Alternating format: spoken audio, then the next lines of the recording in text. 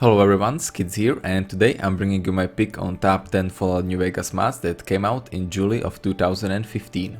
Now as always, this is my personal list, and if you do not agree with it, feel free to post your own picks down in the comments.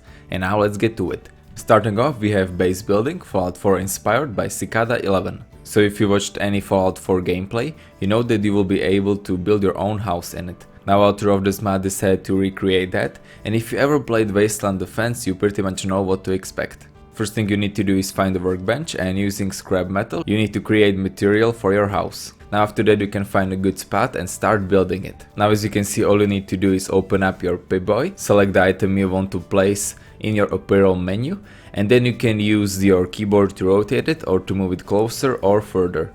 Now I apologize that my house is not really good looking, but I did not have time to adjust everything, and I created this small house just for showcase purposes. Now as you can see, creating a house is pretty simple. It is also a lot of fun.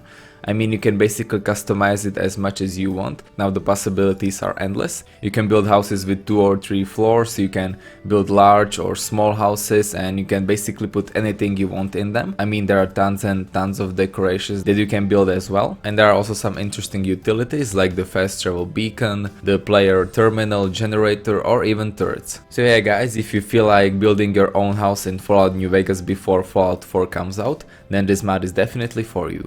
Next up we have Power Armor Scaling by Bones. Now this is a pretty simple mod that does not need much explaining. As you may have noticed in vanilla game, if you ever try to wear power armor, you wear the same height as everyone else, even though you would imagine that someone in a huge power armor would be a bit higher, since it is basically the ultimate armor that you can find in game, and it should definitely make you a little taller than everyone else. Now with this mod it really happens. Now as you can see on screen, when my character is not wearing any power armor, she is as tall as everyone else, but when she wears one, she is a bit taller. Now this of course can be seen in both third and first person, so if you for example talk to someone that is really small, they will need to raise their heads just to talk to you, and I thought that was a really cool feature. And that's about it for this mod. I know it is small, but I also think it is very useful, since I think this kind of feature should have been included in vanilla game already, and that's why I think you should definitely go ahead and download this mod. Coming up next we have Casino Heists by koriandersES. Now this mod, just like the name suggests, allows you to perform heists in casinos. Now there are various ways on how you can perform these heists. You can either go guns blazing, or you can try a bit sneakier method to get the money. Now first thing you need to do is find the blueprints in any of the casinos that you want to rob, that are always located somewhere on the main floor, and after that you can choose what kind of method you want to use. Now if you want to use a stealth, you will have to find a secret entrance and then go through the ventilation shafts to reach the vault, but if you don't want to use that, you can just go and try to kill everyone in the casino. But one small problem about that is that casinos always take all of your weapons from you, and therefore trying to kill guards with shotguns and other assault rifles with just holdout weapons can be quite difficult. Now in the vaults themselves you can also find a lot of loot. Now of course it is not filled with thousands of caps, so that you won't become filthy rich right after you rob the first vault, but vaults still contain some good loot like weapons or pre-war money or even gold bars. Now I personally really liked this mod. This is a kind of feature I always wanted to have in New Vegas, and that's why I definitely recommend this mod.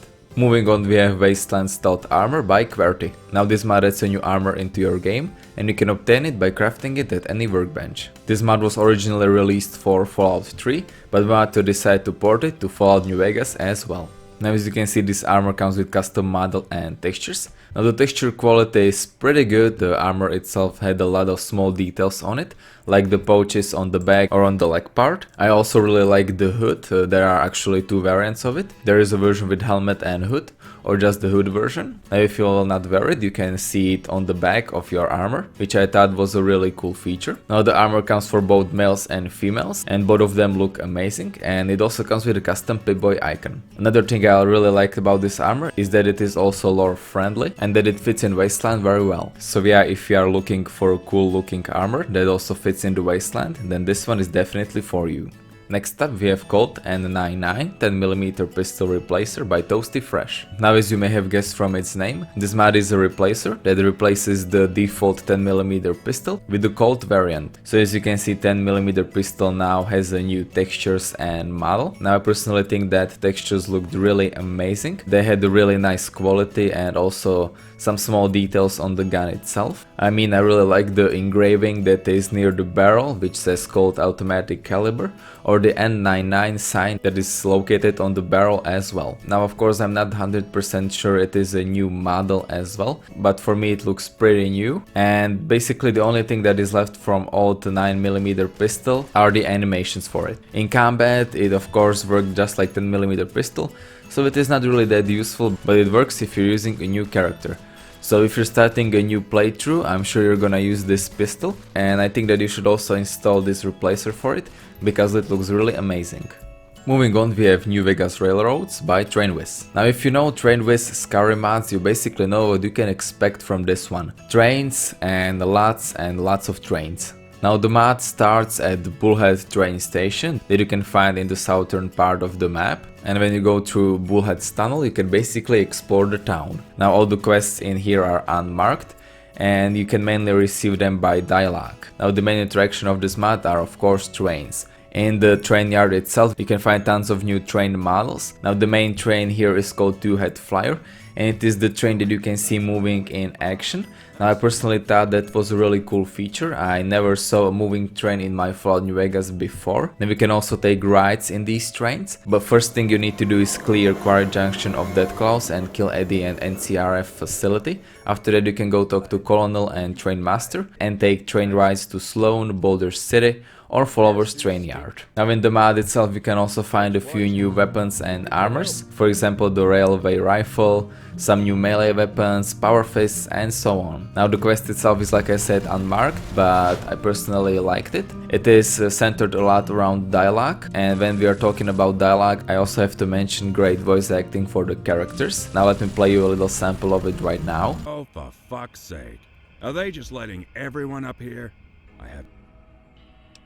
Look, you seem like a decent enough person, so I'll level with you. So as you may have heard, the voice acting is, like I said, amazing. Overall, I really like this mod. I mean, it features some new weapons and armors, a nice unmarked quest, and also moving trains, which is a really nice feature. So yeah, definitely go ahead and check it out. Coming up next, we have JIP Improved Recipe Menu by jazzisparis. Now this is yet another small but very useful mod that I definitely think you should have in your game.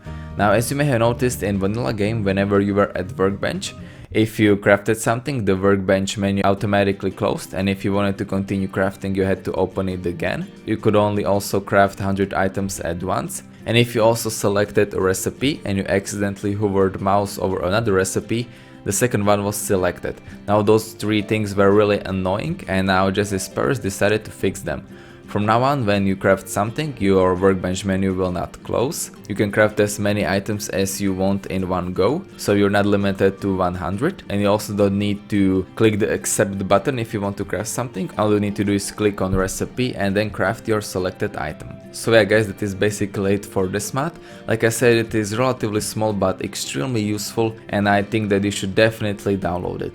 Moving on, we have Plains of Betrayal by FalloutMad. Now this is a quest mod that you can begin by going to Freeside and talking to an old suspicious man. Now after that you can meet a whole new faction and help them with their trouble. Now the quest itself is again a nice combination of both dialogue and action. There are a lot of interesting places that you can explore, including Vault or a whole new world space where you can find the base for the new faction. And the story was not bad either. I mean, for a Fallout New Vegas mod it was pretty good. Now the mod will take you around 2, maybe 3 hours to complete. You can also learn a lot of backstory by reading the terminals, and generally there is a lot of content in this mod. Now the only thing that is missing is the voice acting for all of the characters. I mean, the main NPC you will talk to is voiced, but some characters are not, but that is basically the only bad thing about this mod. Like I said, I did enjoy it. It had some nice story, a lot of great combat, some exploring and nice locations as well. Plus you get to meet the new faction. And so if you're looking for a good new quest mod,